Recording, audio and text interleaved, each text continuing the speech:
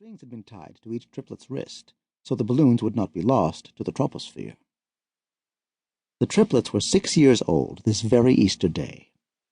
Their mom always dressed them alike, bought them identical toys, and took them places to show them off. Her dream was for them to be child models, or at least cheerleaders.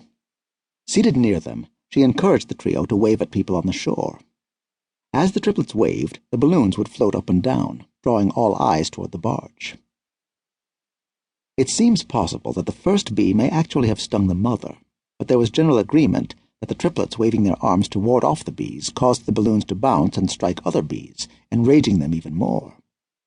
The girl's mother swung at the bees with her purse again and again, screaming as they began to sting her through her thin spring dress. Terror-struck, the triplets backed away in unison. When they reached out for a rail, another stream of bees seemed to skim in over the water, striking each of the 6 pink arms. In seconds, the insects had penetrated the girls' puff-sleeved outfits. Their screams drew the attention of diners at the canal-side restaurants. One woman on the barge rolled up a newspaper and, futilely trying to help the children, began to smack at the insects. The mother grabbed one of her brood and began to look for a place to run to. The string attached to her daughter's wrist became tangled with the string tied to her sister, so as the mother ran, the second triplet, screaming even louder, was dragged down. "Mommy, help me!" she cried. But it was her sister, back black with bees, who picked her up. The mother was hysterical. The bees were winning, surrounding her children in a cloud of flying agony so dense it was difficult to see past it. Just feet away on the shore, scores of people were also being stung. Even those who managed to smash a bee immediately found their hands covered with a dozen more. When they attempted to wipe the bees off by rubbing their hands against their arms and legs, those limbs were almost instantly covered. The best refuge now seemed the water in the canal. So panicked that their common sense had left them, fully dressed people, forgetting they couldn't breathe underwater, began jumping in. As they ran, other people yelled to the girls, "Jump! Jump in the water!" But none of the triplets could hear them. By this point, they had been stung on the head so many times that their eyes were swollen shut. 2 of them had dead bees jammed in their ears, forced in deep by the children's hysterical fingers trying to scrape the scourge from their faces. One of the triplets fell kicking to the deck, then another.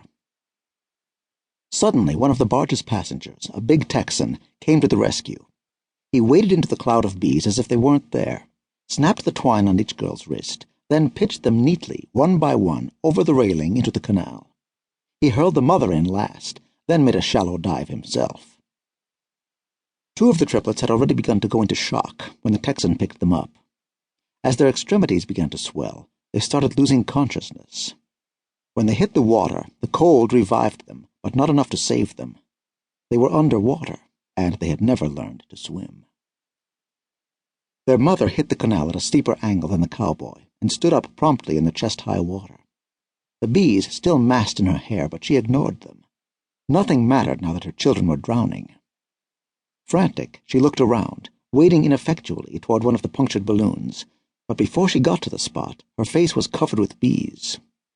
Even though she submerged and tore them off with her hands, their tiny barbed stingers would remain buried in her flesh, sending dose after dose of lethal toxin into her system. The cowboy, who called himself Cal, saw one of the girls break water and struggled toward her.